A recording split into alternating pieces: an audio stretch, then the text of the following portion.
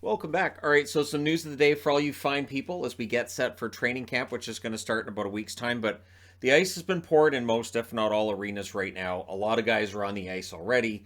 We're starting to get news about injuries. Aren't you excited? And there's some of that in this video. So I was going to have perfectly framed here Azrael, our orange kitten, sleeping nicely as she just, peacefully has a nice afternoon. But while setting up this video, she decided instead she'd be better off going over and fighting with her sister. So maybe they'll fight on the tree. That might make it a definitely a newsworthy video for people. I know that cats fighting in the background has been definitely one of the highlights for some.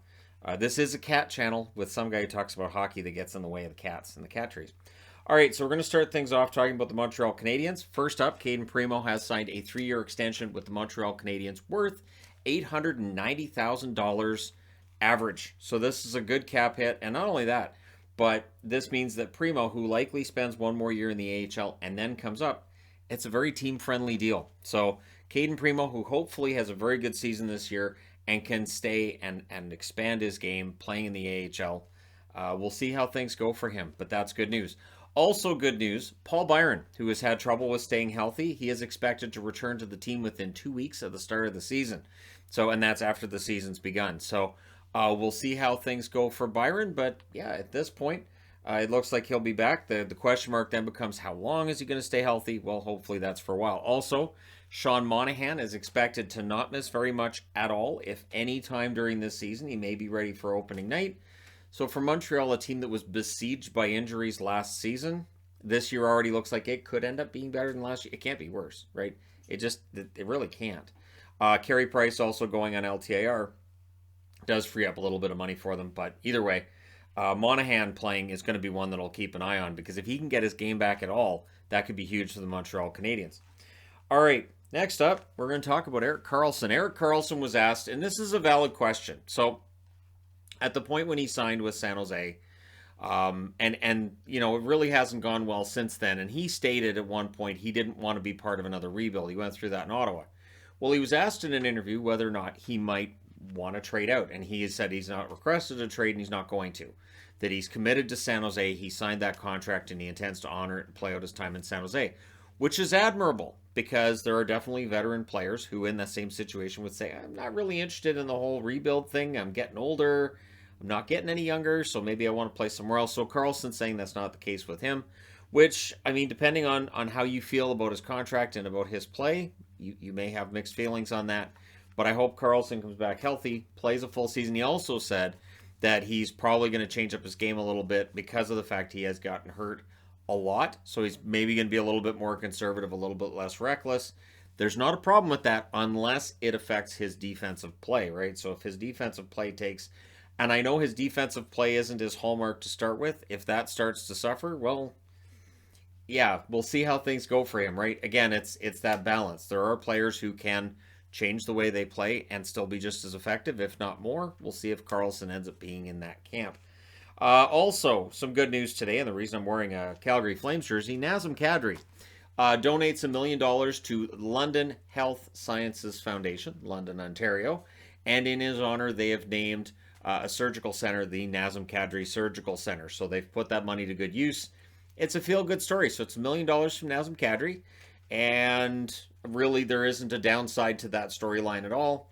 Nice way to endear himself to fans, of course. Now being in London, Ontario, it's not necessarily geared towards Calgary, but it can't hurt his status as a fan favorite in Calgary when the season starts up. And I do think Flames fans are going to like Kadri quite a bit. That being said, that is a long-term contract. He is 31 years of age, so we'll see how it goes.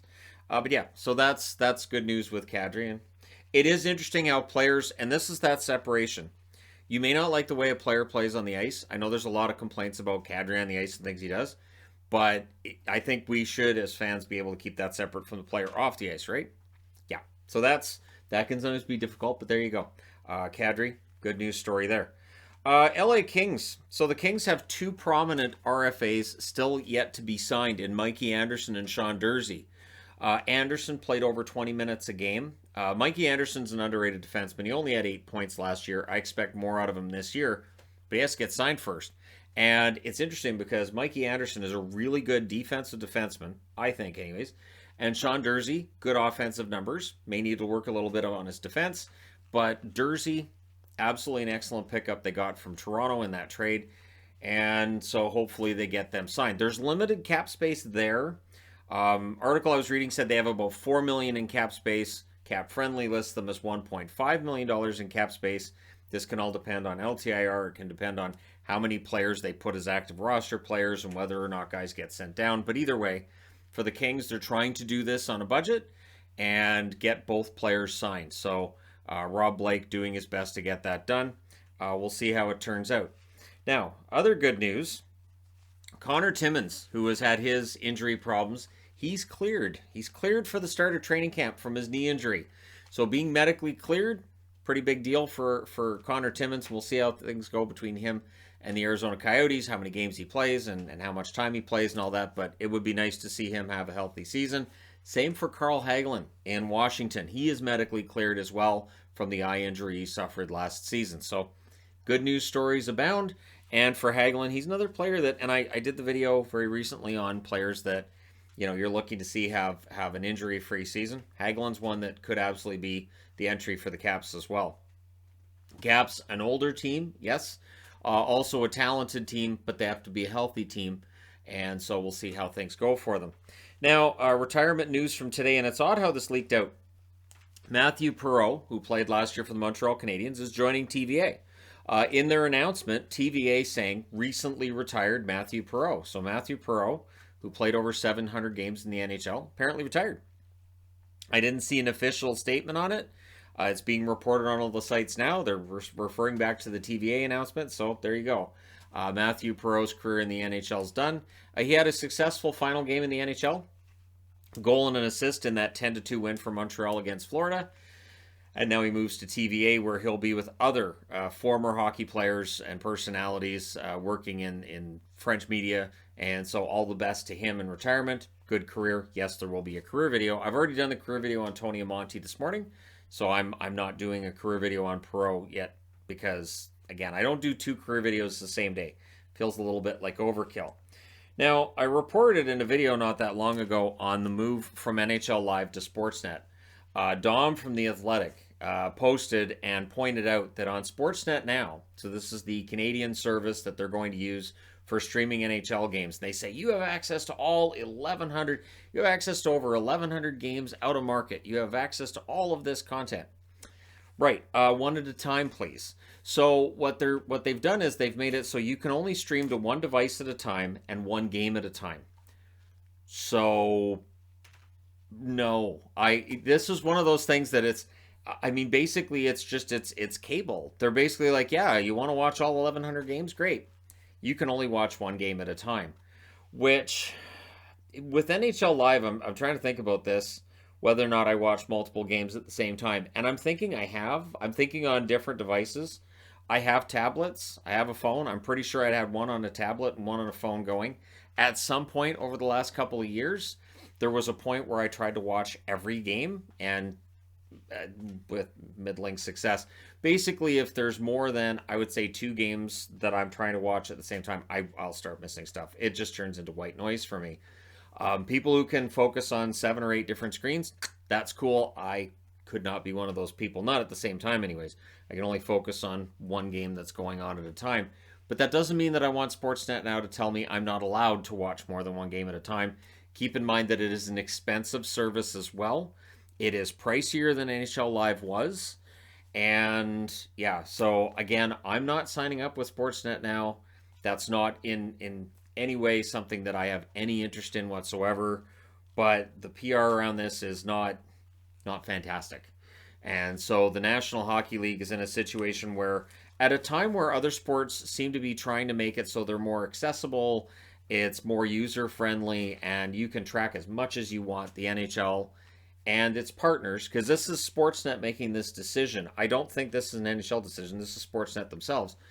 They've decided to go in a not-so-user-friendly direction and against the fact that we're now in 2022. Technology seems to be ahead of what these services want to provide. It's not what they can, it's what they want to provide. So For Sportsnet now, that it's not going to get my money. That's just not going to happen. And it's too bad because honestly, if they had a really good service and if they allowed for more freedom for people to watch things, and not only that, but the amount of devices Sportsnet now doesn't work on is alarming. So that was another reason I looked at it and said, hell no. So there you go. Close to cursing as I get on this channel too. But there we are again, shooting themselves in the foot at a time when the league's revenues have gone way up, and it feels like media's really doing quite well in some areas. This is an area where it's lagging, and it is disappointing. It's one of those things where you look and you go, well, of course the NHL is behind the curve. Of course they are. But let me know your thoughts in the comments section below as always. And I am well aware of streaming services and the ones that aren't necessarily legal. The whole services that are, off the... I'm not going to promote one on the channel. It's not going to happen. I don't use them. And I've used them very, very sparingly over the years, only if there was a game that is not available on TV and I can't find it anywhere, then I resort to that. But other than that, that's it. But hey, hopefully Sportsnet adapts with the times, because we are now in a world where we'd like to know what's going on, not just with one game, but with all of them. And it'd be fun to have, I don't know, just allow for 2 games at a time. If we can have in my house here a Netflix account where multiple people can watch multiple shows, the same with Disney Plus, I don't see any reason why Sportsnet now couldn't do that with hockey games, but that's me. As was said by somebody in response to a tweet that I posted about it, I guess the NHL wants us to have, basically an account for each game you want to watch. Anyways, there you go. Let me know your thoughts. Hit like and subscribe if you're browsing your way through. You just happened upon this video, and Azrael's now asleep on the other tree because she didn't want to cooperate with me for this video. This is why Bear and Shadow have been the set cats for so long. Cats are just difficult to train to sit still and go to sleep in the right spot. Thank you guys again for all your support. I will talk to you again soon.